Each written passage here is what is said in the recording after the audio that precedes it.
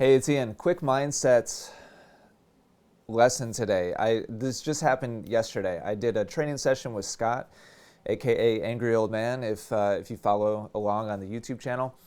And he came into the training session. We set up an hour and a half session. Our intensity together is usually super high. And he came in yesterday kind of dragging a little bit and was really upfront about it. He was just feeling a little bit worn out and feeling a little bit under the weather.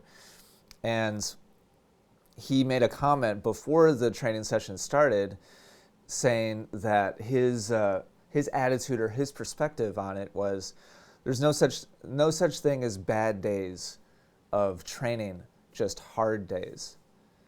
In other words, if I have X, Y, or Z challenge, X, Y, or Z like physical thing that's in the way, X, Y, or Z mental hurdle that's in the way, X, Y, Z technical hurdle that's in the way. And that's what ended up happening for me throughout the training session was I'm kind of slowly building back after falling off the horse or falling off the wagon, whatever the right the right saying is, for like the last 6 weeks or so.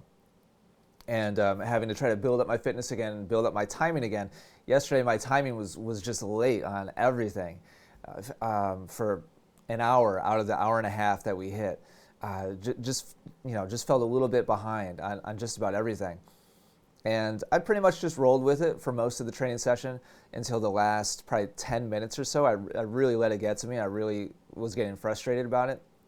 We were playing points and Scott was winning pretty easily. And that started to pile up, and I was starting to get frustrated about it. And his early comment before we even started, I just thought was so appropriate for that day. His energy was down, but he managed it really well. My timing was off, and for the most part, I managed my my internal reaction or response pretty well. Also, it was right at the end that I let it. I let it get the best of me, unfortunately.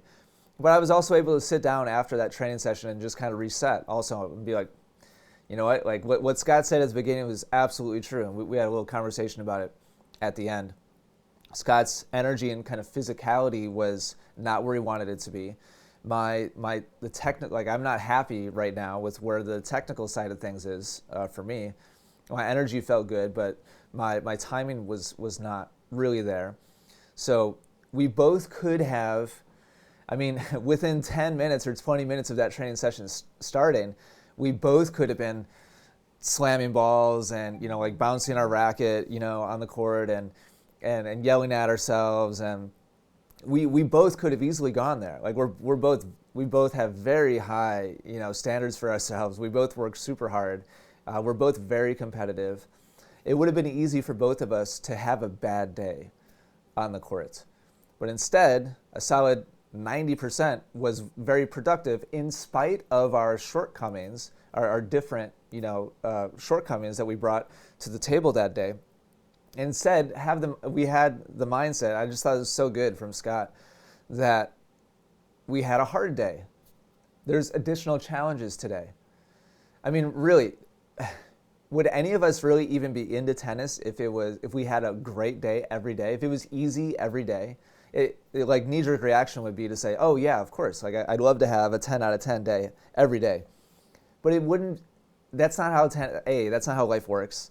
With something in particular as challenging and deep and nuanced as tennis, B, it would probably be our human nature after a while to just get bored of it and be like, well, I mastered that.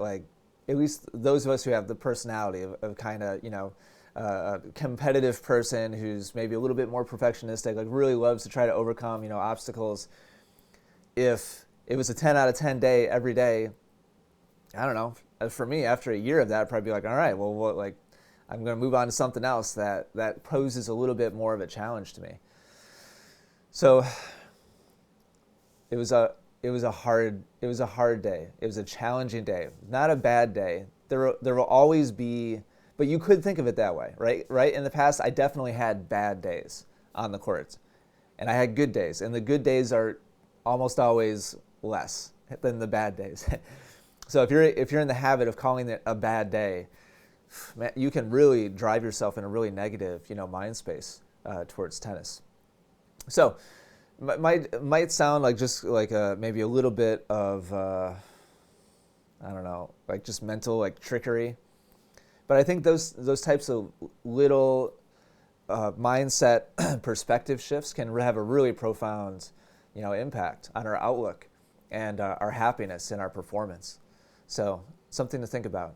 Are you having a bad day, or are you having a hard day that you're just going to have to work that much more diligently to just do your best? You won't always have 100% capacity. There's too many variables to come to the court and feel a 10 out of 10 over and over, that's for sure. All right, hopefully that gives you something to think about. Thanks for watching. We'll probably publish that training session on the YouTube channel, by the way, probably sometime next week. So keep an eye out for that if you want to see Scott and I both have a hard day on the court. Thanks for watching. Keep working hard on your game. I'll talk to you soon.